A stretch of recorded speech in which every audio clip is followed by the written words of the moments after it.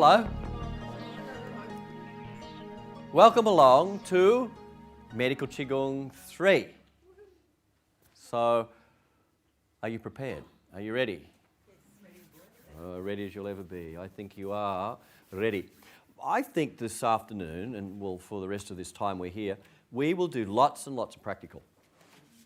Lots of practical. Because I'd really just like to see you be forged in the fire of your will.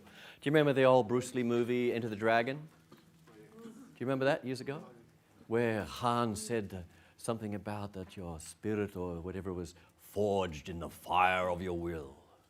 You know, there's all those things I used to say in those days. Yes. And he had his hand cut off and he had the replaceable hands, you know. And there was this bone, the skeleton of a hand in a cabinet, and he said to him, "What is this?" He said, souvenir. I thought, what? With a very Japanese, Chinese accent. Souvenir. Anyway, so are you prepared for the unexpected? The Chinese say always expect the unexpected. Are you expecting the unexpected? Well, then you're doing better than me. The first thing we're going to do, before doing practical, is to have a group attunement. So what I want you to do is relax. Before we move on at all, we're going to work within the chi field to send the energy information to your bodies. Now,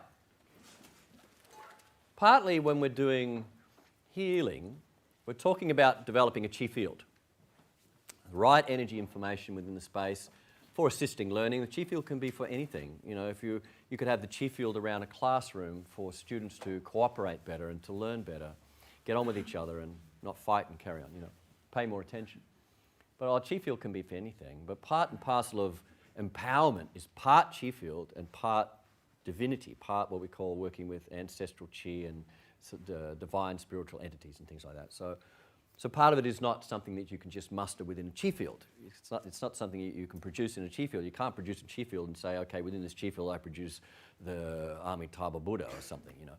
It's not something that's manufactured. There are certain things that we're capable of doing, and in other words, introducing and modifying within a chi field, and there are other things that we have to negotiate with, contact, develop relationship with, like we talked about with chi. And also the spiritual realms is that, where you do apprenticeship and over time through prayer and goodwill and service that you can develop a relationship with the higher vibration and have that higher energy information come and assist you.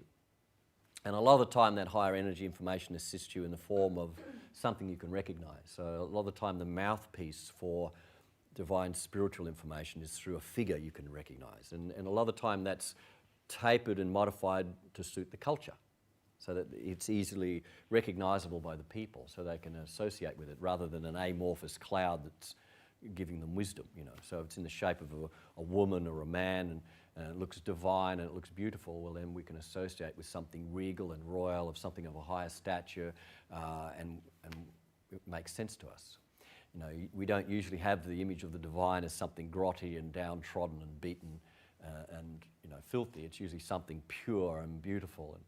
And so part of that is just to suit our evolution, that we associate, for example, in society, a lot of the time people will look up to royalty. You know, I'm not necessarily one of those, but because from where I sit and I follow the 4 tenets of the Buddha, which one of them is equanimity. And equanimity means not to put yourself below or above others.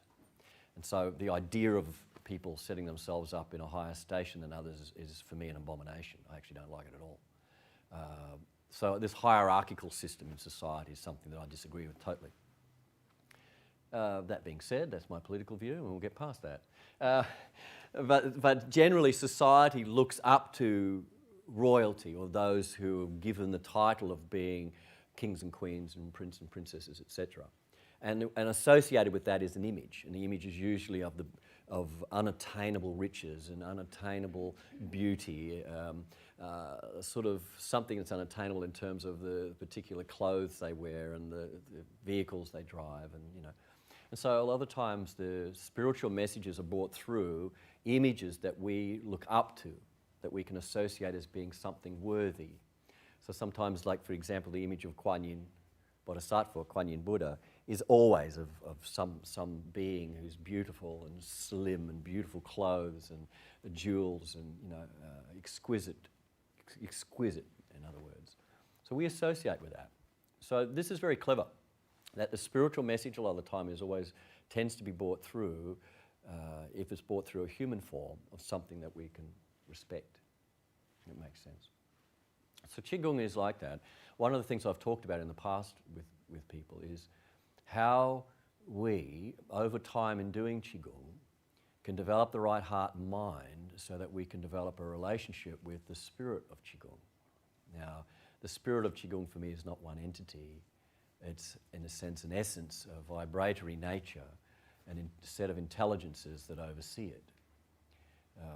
And so, as you develop your skills over time and your dedication improves, that maybe you can approach the spirit of Qigong and have it be there for you when you're working.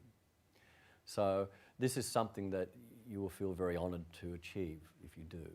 And it also says that you're on the right path, because in life there are so many people that will judge you for any step you take. And if you teach any subject, there will be people that say, well, you couldn't possibly be doing that well.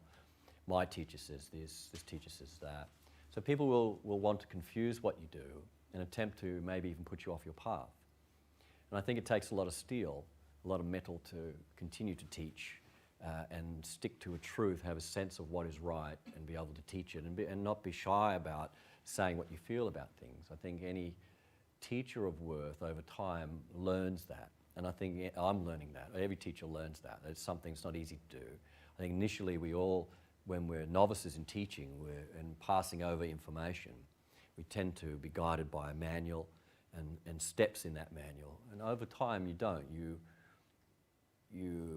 in a sense, interact with the spirit of the subject and allow that to flow while you're teaching. And sometimes that can be very nervous. You get very nervous. I get very nervous before class because I don't prepare a lot of the time. I put together manuals that are, for me, really supplementary in many ways.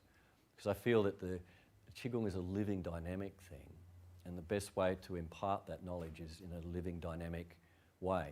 In other words, not as a repeated parrot fashion type of point A, point B way of teaching.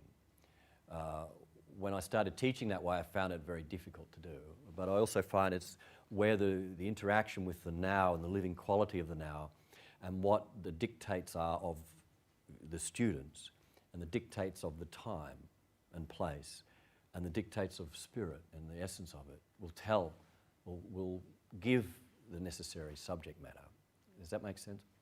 The sum total of the time, the place, the people, and the teacher and the subject matter will represent the subject matter if the teacher is open enough and brave enough to have a go at that. So it's trusting in the Tao, in a sense of trusting in the eternal now and the ability for that to flow through you uninterrupted and it will work out. So firstly you have to research your subject matter. You have to know your topic. You can't obviously get up and just hope that you can talk about nuclear physics without an introduction. So, but this is, again, we talked about as a musician or any skill that over time the mechanics of playing the instrument disappear. That you don't think that now I have to move finger B to this position or C to that. That over time it becomes something that's natural. We talked about calligraphy in terms of the artist brush, that the strokes and the techniques eventually are not thought of at all. That the artist interacts with the subject matter, being the mountain, and will be that mountain. Will imagine they're sitting on that mountain, they contemplate being with the chi of that, and immediately have that flow through them, through the brush. So Qigong for me is exactly the same, that it's a living thing and that it's dynamic, and therefore the subject the now will allow the subject to come through, which is always more dangerous in teaching. So that being said, also I find that you may find that my voice changes when spirit comes through a lot, because I find I become very serious and almost contemplative